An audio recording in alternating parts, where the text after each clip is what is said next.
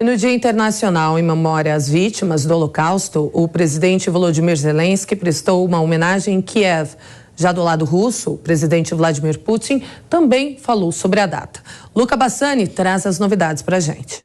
Há muitas décadas, o final de janeiro na Europa é utilizado para a memória às vítimas do Holocausto, em referência a milhões de pessoas, 6 milhões de judeus que foram exterminados durante as décadas de 30 e 40 pelo regime nazifascista da Alemanha.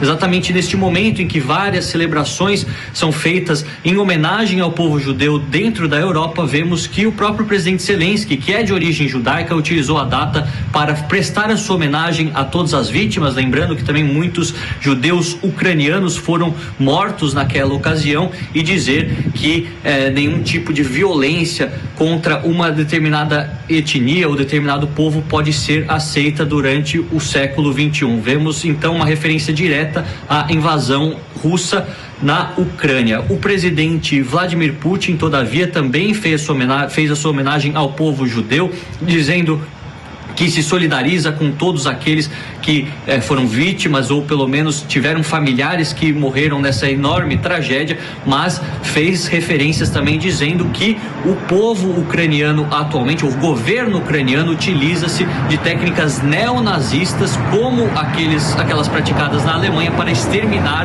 a população de etnia russa no leste do país. Vemos também que Putin se diz muito insatisfeito de não lembrarem muitas vezes de toda a herança e toda a contribuição dos soviéticos para a libertação do campo de Auschwitz-Birkenau na Polônia em 45, e também as contribuições dadas pelo povo russo para a derrota do nazifascismo na Europa. Algo também que não soou nada bem foi o fato da Rússia não ter sido convidada para as celebrações, ou pelo menos aqueles atos de memória às vítimas do Holocausto na própria Polônia, por conta da guerra da Ucrânia. Outras repercussões, de acordo com essas falas, poderão acontecer e nós, como sempre, continuaremos acompanhando. De Portugal, Luca Bassani. E para falar da guerra entre Rússia e Ucrânia, que completou 11 meses nessa semana, recebemos o jornalista Luiz Kawaguchi, que esteve em território ucraniano recentemente. Kawaguchi, mais uma vez, boa noite, seja bem-vindo. Boa noite, Carolina, boa noite, doutora Elaine, e a todos os telespectadores. Bom, Kawa, o embaixador da Ucrânia na França disse que a Ucrânia pode receber ao todo 321 tanques pesados enviados por diversos países. Ontem a perspectiva era de receber no máximo 100. O que mudou, então, de ontem para hoje? Conta pra gente. Então, foi uma surpresa. Esse embaixador chamado Vadim Omelchenko, ele disse que no final seriam 321 tanques. O que a gente sabia oficialmente do comprometimento das nações seria os Estados Unidos enviando 31 tanques Abrams, como esse que a gente pode ver aí na imagem. Os alemães prometeram pelo menos 14 tanques Leopard 2, e fora isso teve diversos países aí como Finlândia, Polônia, que prometeram aí mais 25 desses tanques Leopard 2 que foram comprados da Alemanha, e os britânicos tinham prometido mandar pelo menos 14 Challenger 2. A gente está falando de tanques pesados, bem diferente do que vinha sendo usado aí na guerra da Ucrânia até agora. A gente está falando de tanques modernos. Para você ter uma ideia, um tanque desses aí que está na imagem, um Abrams, ele em confronto com os tanques que são usados na Ucrânia, são os T-72, ele equivale aí a de 3 a 5 desses tanques, considerando mobilidade e poder de fogo. Então ele seria capaz, um desses tanques aí seria capaz de dar conta de pelo menos 3 até 5 tanques da geração que está sendo usada agora na guerra da Ucrânia. Mas esses países tinham confirmado essas remessas, e elas não chegavam a cerca de 100 tanques de guerra. Então muitos especialistas já falaram, não vai fazer a menor diferença para a Ucrânia, porque para fazer diferença tinha que ser de 300 a 400. Então a gente não sabe se agora a declaração desse embaixador é mais um episódio da guerra da informação para satisfazer esses analistas internacionais, dizendo que sim, vai ter lá os 300 tanques minimamente necessários, ou se foi uma espécie aí, uma informação que foi divulgada de forma não planejada. Por quê? Porque há diversas suspeitas de que a quantidade de equipamentos pesados que estão entrando na Ucrânia é muito maior do que os países estão anunciando. Inclusive, isso quando eu estava lá, eu percebi, eles anunciam, tal armamento vai chegar. No dia seguinte, o armamento já aparece dentro da Ucrânia. Por que isso acontece? Porque, na verdade, o armamento já estava lá dentro e eles esperaram para anunciar o seu envio, até que para evitar que a Rússia fizesse esses comboios de alvo, começasse a procurar comboios específicos. Então eles esperam o armamento chegar e depois anunciam. Isso aconteceu diversas vezes. Então a questão dos tanques, a gente não sabe exatamente quantos tanques de fato foram prometidos, quantos já estão lá dentro da Ucrânia. Foram vistos até uma coluna gigantesca de tanques, não só os Abrams, mas tanques Bradley, que são um pouco menos poderosos, mas também americanos. Foi vista uma coluna de tanques dessa ontem já entrando na Ucrânia. Então não se sabe exatamente o que é guerra de informação e o que é verdade. Se esse embaixador, o Vadim Omelchenko, estiver falando a verdade, então provavelmente esses tanques vão fazer sim a diferença no campo de batalha. Primeiro, para fazer frente a uma possível ofensiva russa que está programada para acontecer agora na primavera do hemisfério norte, daqui a 1 ou 2 meses mais ou menos. Esses tanques seriam extremamente importantes para a Ucrânia se defender dessa ofensiva. Mas, se for verdade que há mais de 300 tanques nesse momento, eles podem ser até utilizados em operações de ataque. A gente não sabe se o embaixador está contando só os tanques pesados, Abrams e Leopard 2, ou se entrou na conta outro tipo de tanque de apoio à infantaria, como os Bradleys, por exemplo. Então, fica difícil a gente saber exatamente, mas fica aí uma suspeição, fica um cheiro de que talvez esse número de tanques aí prometidos seja maior do que o que foi divulgado. Ô, Cauã, mas esse desencontro de informações, né, uma divulgação num dia de um número, no outro dia de outro número, também não faz parte da estratégia de guerra? Porque imagino eu, se com a divulgação de 100 tanques já houve essa retaliação da Rússia, né, aquela chuva de mísseis que a gente falou ontem, fala que vão 300 tanques, aí a Rússia vai ter uma ofensiva muito maior. Não faz parte da estratégia também?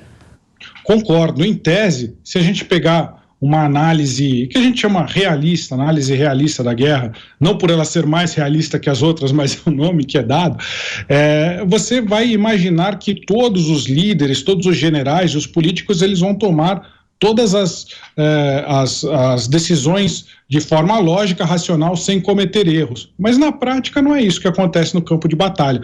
A gente vê desinformação, a gente vê o pessoal batendo cabeça, então não dá para descartar que realmente foi uma informação que foi divulgada sem querer. É claro que pode ser uma estratégia de propaganda, não tem como a gente saber nesse momento. E a retaliação da Rússia continua.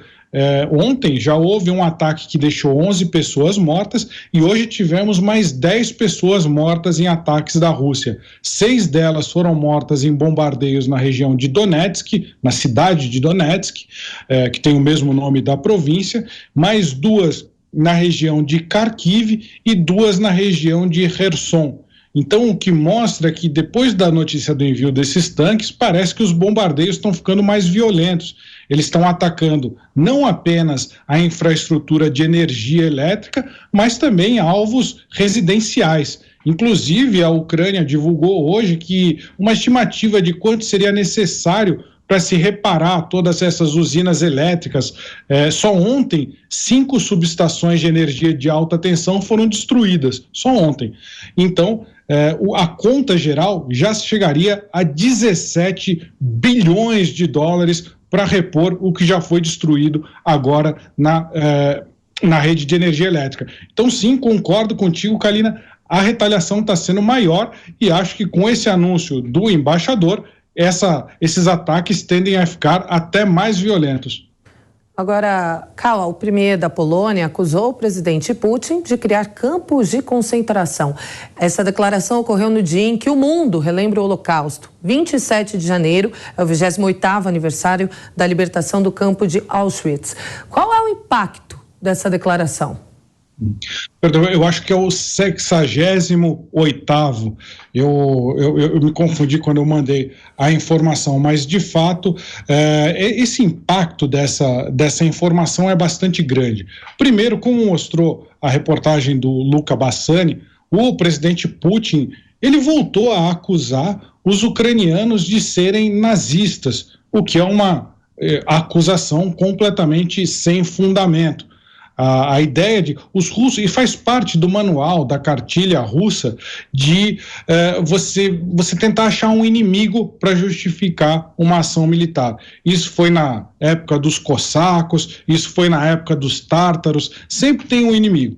Aí, quando começou a invasão da Ucrânia em 24 de fevereiro do ano passado, eles falaram, o objetivo é ir lá desnazificar a Ucrânia. Inclusive, acusou o presidente Volodymyr Zelensky de ser nazista, sendo que o presidente Volodymyr Zelensky é judeu.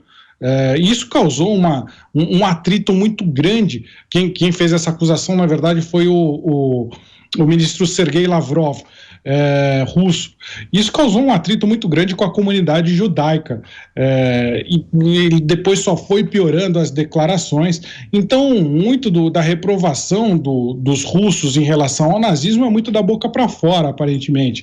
Eles estão acusando os ucranianos, sem ter nenhuma prova concreta. O que existiu durante a Segunda Guerra Mundial? Uma parte das forças ucranianas combateram ao lado das forças alemãs nazistas contra exatamente os russos, contra os soviéticos. Então, desde então, eles já usam esse fato da Segunda Guerra Mundial para falar que toda a Ucrânia hoje é nazista. Mas não tem nada a ver. Aconteceu, de fato, um batalhão nacionalista altamente controverso que cometeu diversos crimes de guerra ucraniano na Segunda Guerra Mundial. Eles realmente tinham uma conotação nazista. Existem hoje ucranianos que têm tendências nazistas, mas é uma minoria, que nem dizer que tem nazistas no Brasil. É claro que existe, mas não é uma coisa, um Estado nazista como a Rússia está alegando. É sempre uma desculpa. Como que você convence as suas tropas a atacar um país vizinho pacífico que até então era considerado irmão aí da Rússia, a Ucrânia? Você fala, eles se tornaram nazistas, vamos lá, você não chega para o seu soldado e fala, vamos lá trucidar o cara que sempre foi o nosso vizinho amigo. Ele fala, não, nosso vizinho se tornou nazista, agora ele é uma ameaça para a gente. É assim que o Putin convence as tropas. E depois até mudou esse discurso, não era mais o problema no nazismo, ele começou a falar que o problema da Ucrânia era a religião satanista e por isso a Ucrânia tinha que ser invadida para combater o satanismo. Aí isso fica evidente que eles sempre vão escolhendo bodes expiatórios, né? E hoje, o premier polonês, Mateusz Morawiecki, ele disse que ele comparou os campos de concentração nazistas com os campos de concentração que a Rússia instalou na região de Donbass. É um campo chamado Olenivka. Aí a gente também tem que ver o outro lado dessa história. Olenivka não é um campo de extermínio como era o campo de concentração de Auschwitz, Birkenau, Treblinka, todos esses outros. Não é um campo de extermínio. Eu falei com diversos soldados ucranianos que ficaram presos no que o premier polonês chamou de campo de concentração. Era um campo de prisioneiros de guerra. Eles foram bem tratados? Não foram bem tratados. Mas não era um campo de extermínio como os nazistas. Então, essa afirmação do premier polonês também é exagerada. É claro que a Polônia tem todo um histórico de ter sofrido durante décadas na mão do regime soviético. Foram cometidos diversos crimes de guerra e hoje em dia há um sentimento anti-Rússia extremamente forte na Polônia. Isso explica a colocação do premier polonês e explica por que como o Luca disse, por que o presidente Putin não foi convidado para nenhuma cerimônia de lembrança ao Holocausto, porque ele é visto na Polônia como tão grave. Os poloneses, eles perdoaram os alemães após a Segunda Guerra, mas eles nunca perdoaram os russos. Doutora Elaine? Falando sobre o Holocausto, né, eu já tive a oportunidade de escrever um artigo que, lamentavelmente, a tecnologia foi usada no Holocausto, naquela tecnologia ainda de cartão perfurado, para localizar os judeus e, obviamente, a favor ali dos nazistas para essa localização e possível extermínio, enfim, tudo aquilo que a gente vivenciou, que a história conta sobre o Holocausto, porque não vivenciamos, desculpa. Mas só fazendo um gancho, né, agora na guerra da Ucrânia e da Rússia, a gente também tem o uso da tecnologia, mas aí com drones, também para localizar pessoas, assim como foi o cartão perfurado lá na época do Holocausto para localizar os judeus. Esse uso dos drones ainda tem sido de forma ostensiva? Eles ainda têm servido para a localização desses ucranianos a serviço da Rússia? Eles têm usado. Hoje o presidente Volodymyr Zelensky, ele anunciou a criação de um exército de drones. A maior parte desses drones, ele é usado para localizar os combatentes russos no campo de batalha. Então são esses drones comerciais, esses mesmos que a gente pode encomendar aí pelos serviços de entrega, pelos grandes comércios de internet. E o mesmo drone que eu consigo comprar aqui em casa é o drone que os soldados ucranianos estão usando ali para localizar os soldados russos no campo de batalha. É claro que eles dão uma incrementada na coisa, eles colocam uns cabos para que o ponto que emite o sinal do drone, ele fique distante do operador físico, porque a Rússia consegue triangular e descobrir onde está o operador do drone e bombardear ali. Eles também usam principalmente tecnologia que é feita no Canadá, de câmeras infravermelhas. Então eles substituem a câmera que vem no drone comercial, botam essas câmeras infravermelhas, termais, para achar os soldados russos durante a noite. Mas durante ele também é usado, claro, para detectar a movimentação de possíveis colaboradores russos dentro do território controlado pela Ucrânia. Esse é um serviço de contra-inteligência. Como a doutora mencionou, para você ter uma ideia, ali na Ucrânia você tem toque de recolher, geralmente entre 10 e 11 horas da noite, até 6, 7 da manhã, ninguém pode circular nas cidades. E a gente sabe que as forças de segurança não só fazem patrulhas, mas usam esses drones com tecnologia infravermelha para ver quem está andando na rua. Se você for pego andando na rua, uma grande chance de você ser confundido com um colaborador russo. Eu já fui parar diversas vezes na delegacia por causa disso, mas lá na Ucrânia, quando eu estava operando na Ucrânia. Mas é o que a gente pode chamar de uma russofobia. E ela tem algum tipo de fundamento, porque muitos agentes infiltrados dentro da Ucrânia, eles fazem o que se chama de iluminação de alvo, que é outra característica aí da tecnologia. Eles usam um aparelho militar que coloca um laser em cima do alvo que a Rússia quer atacar, e aí os mísseis, os bombardeios, os aviões bombardeios conseguem enxergar esse laser a dezenas de quilômetros de distância e miram as suas bombas exatamente ali naquele laser que o cara está apontando. É outro uso da tecnologia para identificar alvos e tornar essa guerra mais mortífera. Kawa, o presidente Volodymyr Zelensky está lançando uma campanha para tentar impedir que atletas russos participem dos Jogos Olímpicos de Paris em 2024. Ele até convidou o presidente do Comitê Olímpico Internacional para visitar a cidade de Bakhmut, uma das mais afetadas pela guerra. Qual é, Kawaguchi, a possibilidade dessa campanha dar certo? Eu acho que o Thomas Bach, o presidente do Comitê Internacional Olímpico, eu acho que ele não vai para Bakhmut. É bastante perigoso chegar a Bakhmut. É claro que as autoridades ucranianas, elas fornecem uma série de garantias de segurança, eles fornecem todo um apoio logístico para levar essas autoridades. O próprio Volodymyr Zelensky já esteve em Bakhmut. Mas a cidade que você vai de Kramatorsk até Bakhmut é a principal frente de batalha ali no leste ucraniano. A rodovia que leva de uma cidade a outra, ela é constantemente bombardeada. Quando eu passei por lá, o motorista teve que dirigir em alta velocidade, porque a chance de cair ali uma granada é muito grande. Então, não acho que Thomas Bach ficaria confortável em fazer esse tipo de visita. Eu posso estar errado, posso morder a minha língua, mas isso faz parte de uma campanha de informação. Como eu estava falando há pouco, tem essa visão realista da guerra, de que todas as ações são tomadas por líderes que são pautados apenas pela racionalidade e pela lógica. Isso são o que os analistas realistas falam.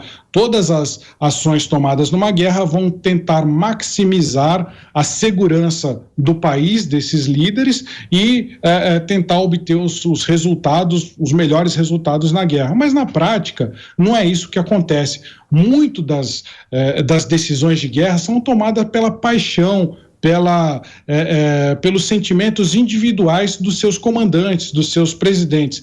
Se a gente pensar, por exemplo, na Segunda Guerra Mundial, não tinha nenhuma chance do Japão ou da Alemanha nazista invadirem os Estados Unidos. Não tinha nenhuma chance disso acontecer, eles nem pretendiam fazer isso.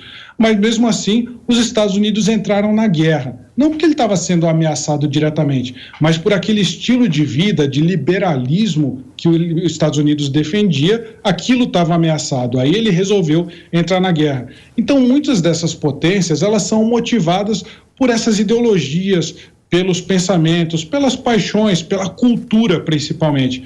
E quando, mais do que razões econômicas, razões políticas, é claro que a gente não pode descartar as razões econômicas, não estou falando isso, mas não é só isso que é o direcionador de uma guerra. E quando o presidente Zelensky ele tenta expulsar, impedir que os russos participem da Olimpíada, ele está lutando exatamente nesse campo de batalha cultural.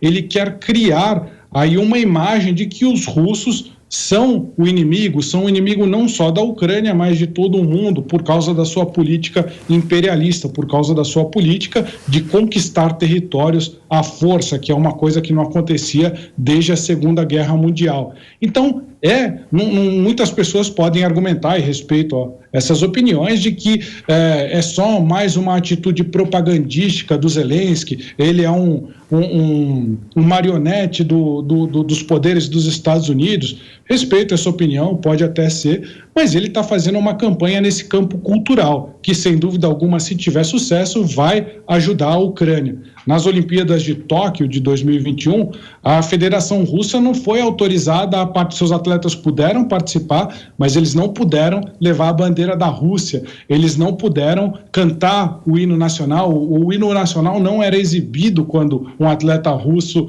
ganhava alguma competição. Isso por causa de um problema de doping. Que a Rússia não combateu os problemas de doping, e aí a comissão lá, internacional, o Comitê Olímpico Internacional decidiu puni-los dessa forma. Então, eu acho perfeitamente factível que isso aconteça de novo, que a bandeira russa não possa ser exibida, mas acho muito difícil que os atletas russos sejam impedidos de participar dessas competições, porque, em tese, eles não têm culpa do seu governante ter jogado o país numa guerra sangrenta. Luiz Kawaguchi, obrigada, Kawaguchi, pelas informações. Excelente final de semana para você. Muito obrigado.